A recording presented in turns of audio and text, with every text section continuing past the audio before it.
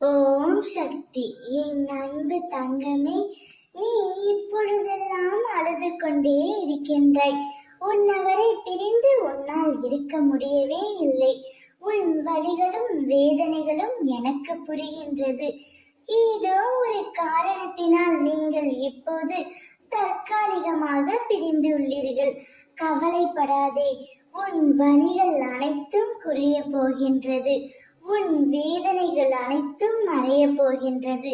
நீ சரியாக உண்பதும் இல்லை, சரியாக உறங்குவதும் இல்லை. ஒவ்வொரு நாளும் ஒவ்வொரு நொடியும் நீ உன் துணையை நினைத்து மிகவும் வருந்திக் கொண்டே இருக்கின்றாய். வாழ்க்கையில் ஒன்றை மட்டும் நன்றாக புரிந்து கொள். தேடலை குறைத்துக் கொள்ள வேண்டும்.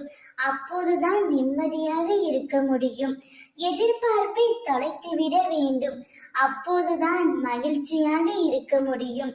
அதிகமாக பேசுவதை நிறுத்திக் கொள்ள வேண்டும். அப்போதுதான் மற்றவர்களால் நீ தேடப்படுவாய். உன் எதிர்பார்ப்புதான் உன்னை இந்த அளவிற்கு கஷ்டப்படுத்துகின்றது.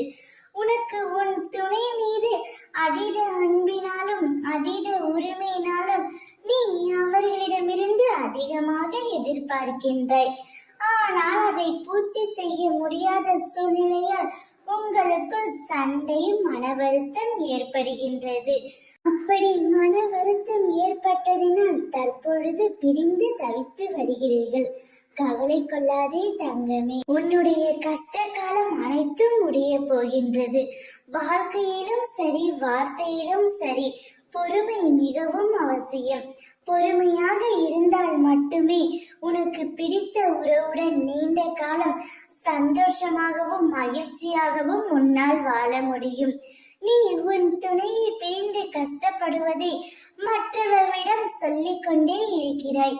உனது கஷ்டம் நஷ்டம் என்பது அடுத்தவர்களுக்கு கதைதான். அதனுடைய வலியும் வேதனையும் உன்னால் மட்டுமே உணர முடியும்.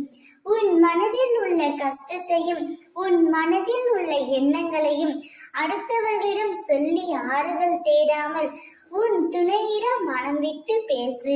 இப்பொழுது நீ பிரிந்து இருப்பதை நினைத்து வருத்தப்படாதே. திடீர் திருப்பமாக எதிர்பாராத விதமாக உன் மனம் விரும்பிய உன் துணையிடமிருந்து அழைப்பு வரும். அப்பொழுது உன் மனதில் உள்ளதை நீ வெளிப்படையாக பேசு. நீ மனம் விட்டு பேசினாலே போதும். வாழ்க்கையில் எந்தவித பிரச்சனைகளும் இல்லாமல் வாழ்க்கை மிகவும் சுமூகமாக இருக்கும். உன்னவரிடமிருந்து அழைப்பும் நற்செய்தியும் வரும். அதை நீ சற்றும் எதிர்பார்க்காத நேரத்தில் உன்னை வந்து சேரும். அப்பொழுது நீ ஆனந்தத்தில் துள்ளி குதிக்க போகின்றாய். ஓம் சக்தி.